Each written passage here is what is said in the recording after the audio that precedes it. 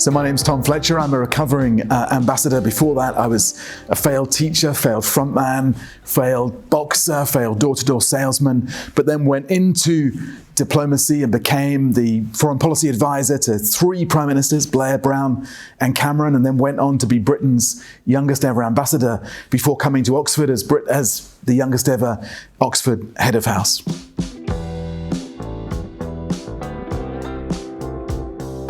So I was lucky enough to work close up with great prime ministers, 3 great prime ministers, but also see great world leaders close up.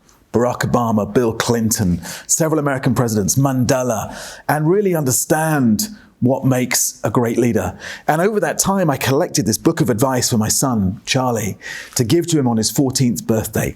Carry this book around and get them all to write a page of advice in the book. And Barack Obama said, Charlie will either be very clever or very rich, depending on whether he reads that book or sells that book. But I think if you distill all that advice in that book into like the big ideas on leadership, it's 3 really simple things. And this applies to us whether we're leading a business or a country or just trying to navigate the challenges of life. First one is you've got to have a really clear vision. Barack Obama did this very, very well. Back in history, John Kennedy did it well. What's the shining city on a hill? Where are we going as a business or a country? Second one, can you engage people? Can you bring them with you behind that vision? Many leaders do that well. Think of Jacinda Ardern during the lockdowns, during COVID. Many leaders don't do that well.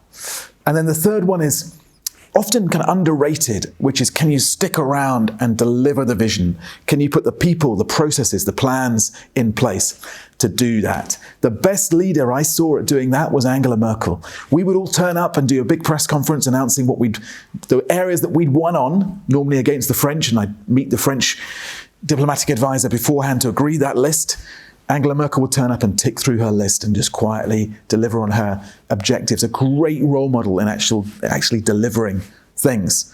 So leadership is about setting the vision, bringing people with you, engaging them on that vision, and then patiently sticking around and delivering the vision.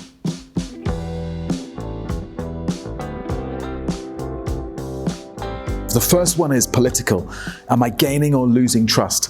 We live in an age of distrust, and the smartphone is accelerating that sense of agency, but also distrust in authority and hierarchy. So what are you doing to hoard that currency of trust? Second one is economic. What are you doing about inequality? The perception of inequality is growing every day, and we've got to mind that gap. So are you part of the solution to that, or are you part of the problem of inequality? And then the third great question that we all have to tackle is a more existential one, because we will go through as much technological change in the next century as in the last 43 centuries. That's like going from the cave painting to the driverless car in a couple of generations. Enormous amounts of tech change. No comparable change since the printing press, maybe not even the printing press. And that led to utter turmoil in politics and society. So it's no wonder that we feel the world is so fragile, so unstable. So the third great question is, am I using the tech or am I being used by the tech? Get those 3 questions right, build trust, tackle inequality, and use the tech, not be used by it, and you'll thrive as an individual, as a business, and hopefully even as a country.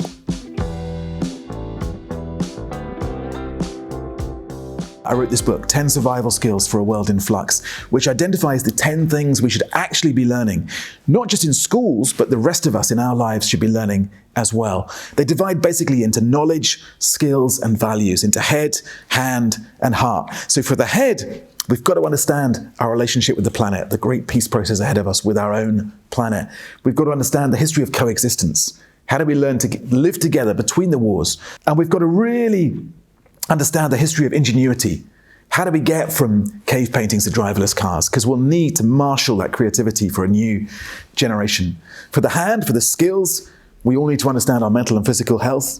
I tell my students, it's not rocket science. You've got to sleep, you've got to drink water, you've got to eat decent food. We've got to understand how we learn, because we will have to consciously evolve if we're going to coexist with artificial intelligence. So that means really understanding our own learning skills. We all learn in very, very different ways. And then the third skill for the hand is what we call global competence, which you can now test, teach, you can assess it, which is really about empathy, understanding the filter that all of us have, being able to take off that filter and see the way that other people see the world. That is perhaps the greatest superpower. And then for the heart, 3 things, and it's as simple as this: be kind, be curious, be brave. Get those three things right, and then you can really thrive in the 21st century. There's a 10th survival skill, which I think is the most important of all, and that's to be a good ancestor. To start really thinking about how to live a life that's defined by your eulogy, what people say about you at the end of your life, rather than what you put in your CV right now.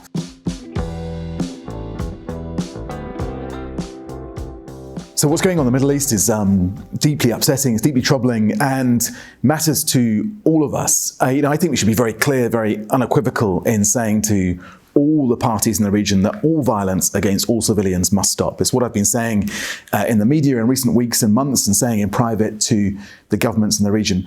We then have to, as we step back from the day-to-day violence, we've got to get the aid in, we've got to get the hostages out, and so on. But we've got to start giving people a sense that there is a light at the end of the tunnel. Now, clearly it's a very dim light and a very long tunnel, but there is this prospect of a 2-state solution that gives Israelis and Palestinians justice, security, and opportunity. Those peoples have equal rights to security, justice, and opportunity, and we can have a peace process that delivers that. It will be long and hard and painstaking. We say in diplomacy it's 799 days of failure and 1 day of success, but there is that prospect out there if we're able to bring the world together behind a serious peace process.